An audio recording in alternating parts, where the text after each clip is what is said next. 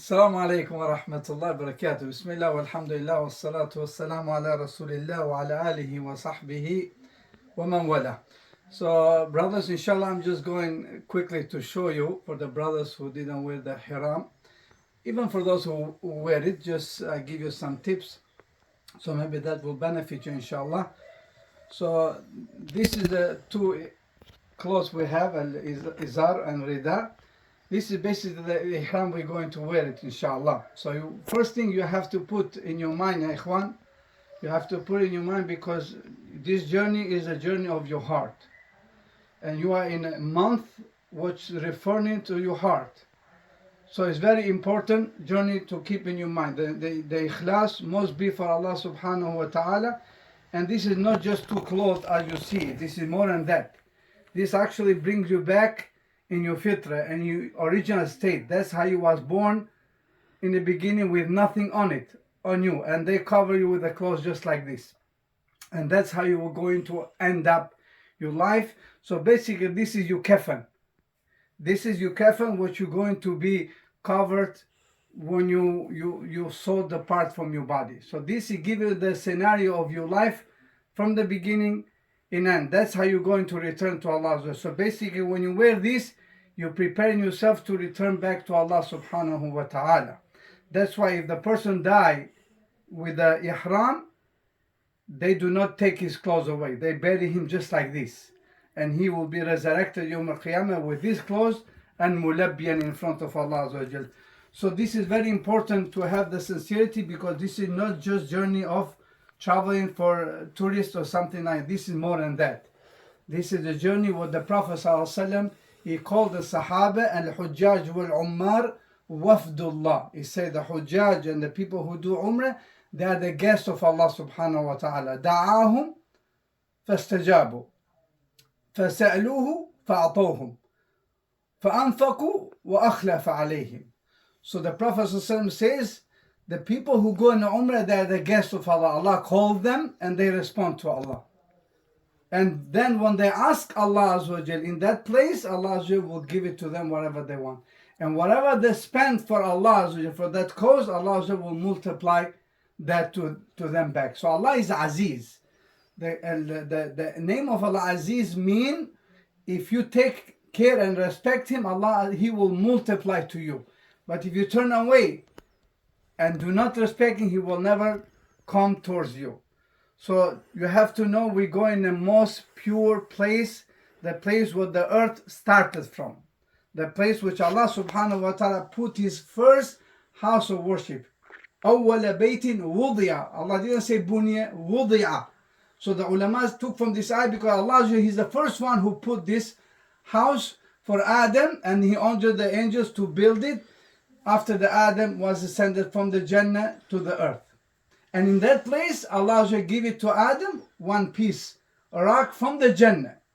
So every time Adam was making tawaf, he was remembering the Jannah he was, and he was crying and he was kissing that stone, was we kiss today, or we touch it, or we put the ishara. That stone was so pure from the Jannah, so Allah can remind the Adam about the Jannah. You have a piece of the Jannah in Mecca, and you have also piece of land from the Jannah in Medina. So these sacred places is very important to put in your heart, especially for youth who go over there.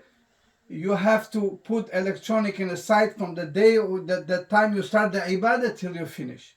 Because you are guest in the house of Allah Azza wa Jal and the Malikul Muluk. Imagine if you go guest to some king, I don't think you will use the phone and play around and look around. You will lower your gaze, you will worship Allah Azza wa Jal, and you ask Allah Azza wa Jal for any difficulties or calamities you have it, or any provision you want from Him. So this ihram, ya ikhwan, this ihram when we're going to put, one of the ways to put it, inshallah, is, as you see, you go like this. You go from the stomach, here from the cage down. You don't have to go up, especially the brother who are too tall, but you can put it down like this. And it's good to suck your stomach in. You suck your stomach so you can, when you release it, it become tight. You put it like here, one, and then you go this one to this side. So when you reach here, you flip this one up to here. You see? Up to here. And then you start rolling it. You don't need to have the belt. It's more less stuff to have is better. And when you roll it, to make it like this, you make sure it's all around tight. It became like a really strong belt. There's no way anybody can hang on it, no way can go down. And also you make sure has to be above the belly button. Don't, some people they put it right here, everything should, that is not right, especially the surah should be covered, it's aura. And also make sure is above the ankle. Not drag it, and up to the shin. Not to go too high like this, all the way to here, and then when you sit, everything exposed, because you have to keep in your mind you don't have nothing under. This way we put it so it's easy to move. You see, you can open your leg and it's no problem. So this is the best way, because libas al-mu'min, the Prophet says, is up to the shin. If you don't want here, you go to above the ankle. You cannot go under. يعني تحت الكعبين في النار. This is one of the ways to put it. You also can put it just like we put it like this. You come to here like this, you know, but you need to open your legs a little bit for the second one. You put it right here, in, you tight it, and you go also again here behind like this. You don't have to put it in the front, and then you start rolling it, but hold this in the back so it doesn't fall until you roll it all good like this. And this is also another way, like you see, now you also can open the leg. And this has like an extra layer, so you don't get exposed because it's all the way in the back. Anyone you put it is sufficient, but make sure when you sit, make sure you protect your aura, because as I say, you don't have nothing on it. It's just like you was born from your mom. So now when you come to the rida, this is also important to know, because you're going to have an ibadah, salah, there are a lot of people there. So when you put this on top, make sure you do not cover your head after you make the niyyah, because that's in the mahdurat. You put it like this. Now, you see this is one part. You put this inside here. You tackle it like this. And also you tackle this one also in here. You tackle it. So inside. So in this case, all your body is covered. Nothing is exposed. You see? Even in the back, everything is covered. And also in the front. Even when you make takbir, it's not you can make it easy in the prayer. Because in the prayer, some people, they make mistake. They pray like this. They just put it like this and they pray. This is forbidden, because your shoulder cannot be uncovered. And also, you are in front of Allah, make sure you cover your body, just like you have the regular clothes. Now, when we start the tawaf, it's from the sunnah to keep this arm, right arm, open. All the 7 tawaf, then Safa wal Marwa, you covered your body again. So you put this up to here, like this, you leave some room, and you take this one and you throw it on top. So this is how you keep your arm on tawaf. 7 tawaf in the house of Allah Azza wa Jal, you keep this arm open and you put this on the shoulder. After you finish the tawaf, you go to the Maqam Ibrahim to pray 2 rak'ah.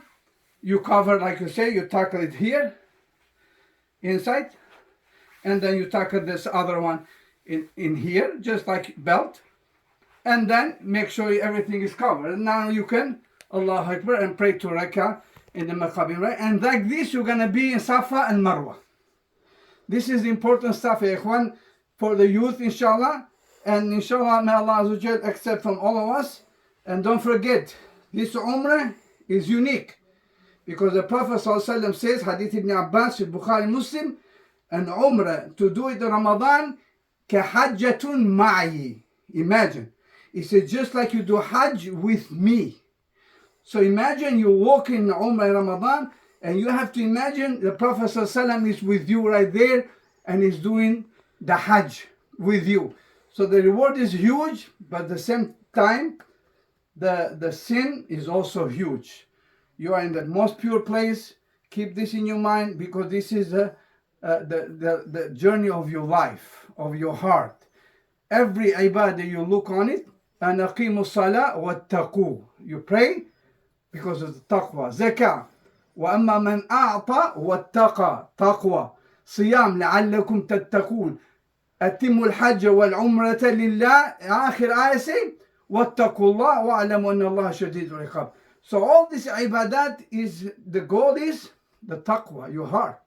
If you do not purify your heart and you go to the place and your heart is connected with the dunya, then you will not be able to return the way how you was born with no sin. هذا وصلى الله على نبينا محمد وعلى آله وصحبه أجمعين. بارك الله فيك.